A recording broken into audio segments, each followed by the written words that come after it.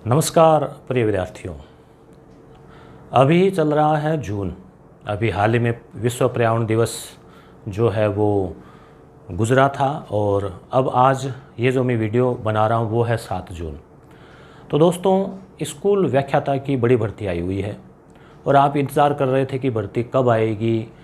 फिर भर्ती भी आ गई, फॉर्म भी भर गए, एग्ज़ाम डेट भी जो है संभावित घोषित की जा चुकी है और वो है अक्टूबर का दूसरा वीक।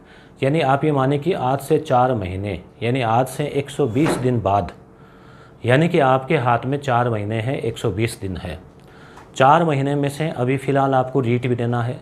जुलाई में रीट है, तो अभी आपकी मानसिकता धीरे धीरे या तो 50% आपका समय या फिर उससे भी ज़्यादा आप रीट की ओर भी अग्रसर हो गए हैं। हालांकि स्कूल लेक्चरर से जुड़ी हुई तैयारी इसमें भी काम आएगी, चाहे वो एसएस से अगर आप है तो यूनिट 1, 2, 3 इतिहास वाले हो, संविधान वाले हो, भूगोल वाले हो, या फिर मनोविज्ञान हो, या फिर भाषा के कुछ क्वेश्चन हो, कहीं ना कहीं आपके स्कूल लेक्चरर के फर्स्ट पेपर में काम आएंगे। और अगर आप जैसे रीट नहीं दे रहे हैं तो आप अलग से तैयारी कर ही रहे होंगे।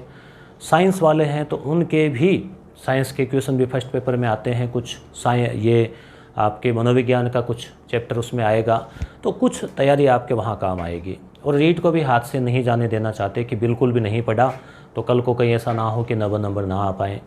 केवल 90 का भी टारगेट मत रखना, कम से कम 10 नंबर ऊपर का रखना। तो पिछली बार अगर बहुत अच्छा आपके गया है तो आप रीट क्लियर कर ही लोगे, कोई दिक्कत नहीं होगी। फिर भी आपको कुछ रिवीजन तो करना ही पड़ेगा। तो साथ साथ में आप थोड़ा थोड़ा 2-3 घंटे अभी से दे सकते हैं, या फिर प्रॉपर जुलाई में 23 दिन 1 जुलाई से भी आप पूरा दे सकते हैं।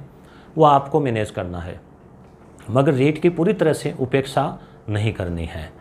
अब स्कूल लेक्चरर की बात करें तो दोस्तों, ये जो साल है ना, ये आपका पढ़ाई में साल ही कहाँ 6 महीने, जीवन के 6 महीने। अगर आप जून से दिसंबर तक देखो या जनवरी तक मान लो, ये जो 7 महीने हैं, ये 7 महीने जो मेहनत करने वाले हैं, तैयारी करने वाले हैं, वो अपना लक्ष्य हासिल कर सकते हैं 7 महीने में। और लक्ष्य एक ही नहीं, आपको 3-3 नौकरियां आपकी झोली में आके गिर सकती है।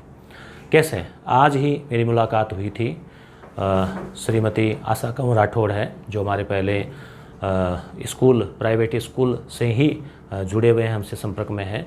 तो उन्होंने तैयारी की थी पिछली बार जो भर्तियाँ आई थी उसमें, तो उनका सिलेक्शन हुआ ना, उन्होंने ज़बरदस्त तैयारी की 6 महीने लगभग तप त्याग करके।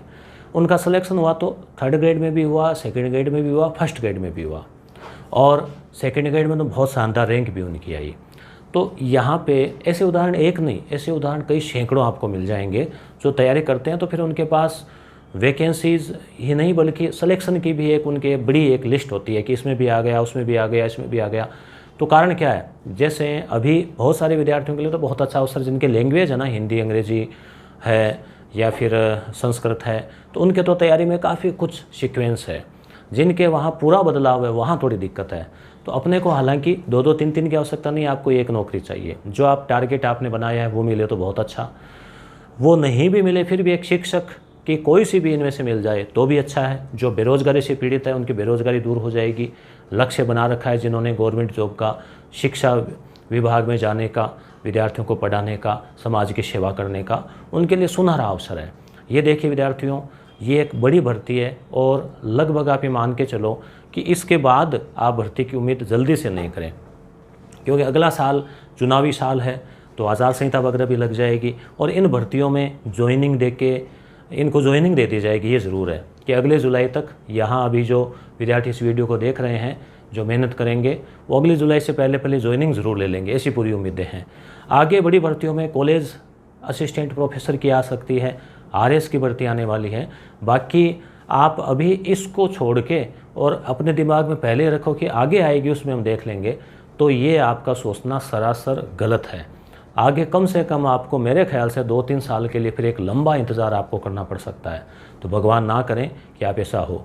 आप अभी से जुट जाओ, आज से ही आप जुटो तो भी बहुत कुछ परिवर्तन कर सकते हो। अभी रीट है जिसमें आप 1-1.5 महीना पढ़ेंगे, फिर वही आपका एक जो स्पीड है ना, गति जो पकड़ी हुई है वो जारी रहेगी। स्कूल लेक्चरर के लिए आप पढ़ेंगे, अक्टूबर में आप उससे फ्री हो गए, दिसंबर में 2nd ग्रेड की एग्ज़ाम है, उसके बाद में आपकी जनवरी या फरवरी में रीट के बाद जो परीक्षा होगी शिक्षक वाली वो है, तो लगातार एक रिदम बना रहेगा। और पढ़ रहे हैं ना, तो फिर क्या होता है कि एक मानसिकता बन जाती है। मूड बनाने में, आदत डालने में बहुत सारा समय लग जाता है। जब आपकी आदत बन चुकी होगी फिर आपको ज़्यादा जोर नहीं आएगा, फिर आपको जारी रखना है और फिर जारी रहने भी लगेगा। दिमाग भी तेज़ी से चलने लगता है जब आप एक स्पीड में जाते हैं ना। तो इसलिए दोस्तों इस मौके को खोना नहीं है। मोटिवेशन आपको बाहर से भले ही आप कितनी वीडियो देख लो, आपको कुछ समय के लिए मोटिवेशन मिलेगा, अंदरूनी मोटिवेशन मिलेगा रेगुलरिटी से। जब आपने अपने अभ्यास में ढाल लिया ना, तो 1-2 दिन 4-5 दिन तो आपको कठिनाई लगती है। काम को शुरू करते हैं ना तो 1-2 दिन तो उत्साह होता है, तीसरे चौथे दिन थोड़ा उत्साह डाउन हो जाता है और 5वें-6ठे दिन में उसको छोड़ देते हैं। अगर आपने शुरुआत का सप्ताह भर भी उसी स्पीड को रख लिया, फिर अपने आप ये शरीर ढलने लगता है। फिर आप अगर जिस दिन मिस करते हैं पढ़ाई, उस दिन आपको थोड़ा अजीब सा लगेगा कि आज हमने पढ़ा नहीं। तो कोशिश करें कि एक भी दिन मिस नहीं करें। आप यूट्यूब पे देखिए, अभी IAS के रिज़ल्ट आए हैं। बहुत गरीब परिवार से, हरियाणा की एक जो लड़की है, बहुत ही गरीब परिवार से, उनका नाम अभी मुझे याद नहीं आ रहा, वीडियो देखा मैंने आज ही। तो लोग सेलेक्ट होते हैं, घर पे ही उसने तैयारी की। हालांकि मुख्य परीक्षा के लिए थोड़ा गाइडलाइन लिया, कुछ टेस्ट सीरीज वगैरह ली। तो कहने का मतलब ये है कि आप कहीं पर भी बैठे हो, चाहे आप झोंपड़ी में बैठे हो, गांव में बैठे हो, ढाणी में बैठे हो, महानगर में बैठे हो, आपकी मेहनत जो है, आपकी रेगुलरिटी है, आपकी मेहनत है, वो आपको कामयाबी दिलाएगी। और मेहनत भी थोड़ी स्मार्ट तरीके से हो कि प्रॉपर जो एग्ज़ाम में पूछा जा रहा है उसके अनुसार आप तैयारी करें। पिछले एग्ज़ाम्स में क्या पूछा गया, उससे पहले क्या पूछा गया, किस प्रकार के क्वेश्चन पूछे जा रहे हैं, सिलेबस क्या है, सिलेबस के अनुसार चलना। किताबें अच्छी हो, क्वालिटी की हो, पर लिमिटेड हो। बहुत बड़ा अंबार नहीं लगाना कि ये भी देख लेंगे, वो भी देख लेंगे, नई NCERT, पुरानी NCERT, पुरानी राजस्थान अध्ययन, नई राजस्थान अध्ययन, RBSC, ये पुस्तक, वो पुस्तक, ये गाइड, उसके नोट्स, सब नहीं। 1 या 2 चीज़ लिमिटेड ले लो जो आपको आराम से अच्छी लगे, आराम से समझ में आए, और उसके बाद में उनका अभ्यास करते रहो, बार बार रिवीजन करते रहो। आप पहले ही सोचते रहते हैं कि ये पर्याप्त होगा क्या, इतना काफ़ी होगा क्या, 4 महीने में हो जाएगा क्या, परीक्षा 4 महीने बाद ही होगी क्या। ऐसे सवाल नहीं करते। जो कर्मशील है वो इस प्रकार के सवाल नहीं करते। उनको तो केवल कर्म से मतलब है। जो तथ्य हमें ज्ञात है उन्हीं के अनुसार हमें निर्णय लेना है। भविष्यवाणी पहले ही अपने को कोई भविष्य दृष्टा ज्योतिषी नहीं बनना। ज्ञात इतना ही है कि RPC ने घोषणा कर रखी है 4 महीने बाद परीक्षा है, और ये भी ज्ञात है कि आप 4 महीने में आराम से सिलेबस कर सकते हैं, उसका रिवीजन कर सकते हैं कम से कम 2-3 बार। सिस्टेमेटिक तरीके से चले तो कुछ चीज़ों को छोड़ भी सकते हैं। फर्स्ट पेपर में कुछ चीज़ें, किसी के गणित ऊपर से जाए, किसी के अंग्रेजी ऊपर से जाए, किसी के विज्ञान कंट्रोल में नहीं आए, किसी के इतिहास नहीं आए, तो कुछ चीज़ों को आप नेगलेक्ट कर सकते हैं। हालांकि जिसका वेटेज ज़्यादा है, जैसे एजुकेशन मैनेजमेंट है, हिस्ट्री वाला पार्ट है, करंट अफेयर है, इनकी आप पूरी उपेक्षा नहीं कर सकते। इनको तो आप पढ़ के समझ के याद कर सकते हैं। कई चीज़ें नहीं तो उनका थोड़ा सा आप उस पार्ट को छोड़ सकते हैं। ये भी ध्यान रखना, इस बार 30 क्वेश्चन यानी कि 40%, और आरक्षित वर्गों के लिए 35% मिनिमम है फर्स्ट पेपर में। तो फर्स्ट पेपर को भी ध्यान रखना, उसकी उपेक्षा मत करना। उसको आप 40% का टारगेट रखो ही मत। आप तो ये सोचो कि आपको अच्छे मार्क्स लाने हैं, उसमें कम से कम 100 मार्क्स आप उसमें 90 से 100 का आप टारगेट रखो, तो वो आपके सिलेक्शन में बड़ी भूमिका निभाएगा। तो इसलिए विद्यार्थियों, ये वर्ष, ये अवसर बहुत महत्वपूर्ण है, आपके हाथ से जाने नहीं पाए। यहाँ मत चूके चौहान वाली स्थिति है, आपको सिलेक्शन लेकर रहना है। एक सीट आपको निकालनी है। छोटे मोटे जो काम हैं उनको आप त्याग दीजिए। कहीं आप कोई जॉब कर रहे हैं उसको पार्ट टाइम कर दीजिए, रिक्वेस्ट कीजिए उनसे, कैसे भी करके आप उसको जो है, अगर आपके काम चल सकता है, अगर स्थिति यहाँ तक है कि आपको भूखा नहीं सोना पड़े, तो आप सब कुछ जॉब भी छोड़ सकते हैं। देखिए, बाकी जो जॉब है जो आप कर रहे हैं उनसे अनुग्रह विनय करके एग्ज़ाम होने के बाद वापस आप ज्वाइनिंग मिले तब तक ज्वाइन कर सकते हो, मगर ये अवसर वापस नहीं आएगा। ये 120 दिन आपके जीवन में वापस नहीं आएंगे। और अगर आपकी तैयारी अच्छी है और आप नज़दीक तक पहुंच रहे हैं, फिर धोखा हो जाएगा ना, वो बहुत ज़्यादा धोखा होगा। तो जो पढ़ने वाले विद्यार्थी है, देखो परीक्षा तो कई लाखों देंगे और पोस्ट हज़ारों में है, तो ये भी सत्य है कि सभी का सिलेक्शन नहीं होगा, मगर तैयारी करने वालों का होगा, ये भी एक सत्य है। तो इसलिए आपको बाद में अफसोस नहीं हो कि थोड़ा सा और पढ़ लेता तो मैं लग जाता, थोड़ी सी और तैयारी हो जाती, ये गलती रह गई, वो रह गई, पॉइंट से रह गए, 1 नंबर से रह गए, 5 नंबर से रह गए, ये बाद में नहीं हो।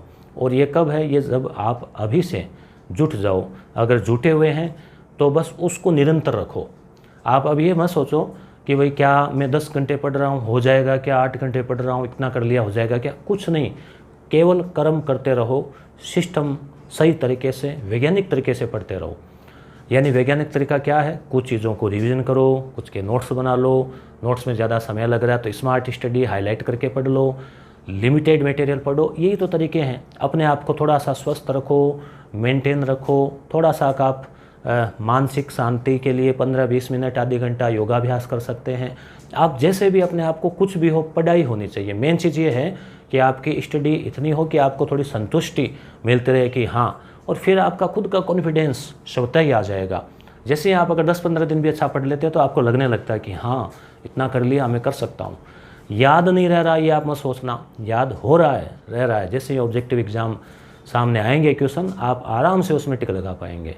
तो इसलिए प्रिय विद्यार्थियों, मेरा ये कहना है कि ये अवसर नहीं चूकना है। आपके सामने 3 बड़े अवसर है, रीट वाला है, फर्स्ट ग्रेड है, सेकंड ग्रेड है। तो एक सरकारी नौकरी, एक शिक्षक वाली नौकरी तो आपको अवश्य ही प्राप्त करनी है।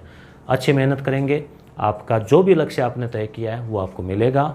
मोटिवेशन आपके अंदर से आना चाहिए। आप अपने आसपास से, अपने परिवार से, अपनी परिस्थितियों से, आप क्यों पढ़ रहे हैं उससे, आपको क्यों सर्विस लगनी है उससे, वहाँ से आपको मोटिवेशन मिलेगा। और बार बार उन चीज़ों को याद किया करें जो आपको मोटिवेट करती है, चाहे वो किसी भी प्रकार का आपका कारण हो सकता है, मगर आप उसको, जब भी आप डीमोटिवेट हो, आप उस कारण को याद करें और निश्चित रूप से कामयाबी आपको मिलेगी। धन्यवाद।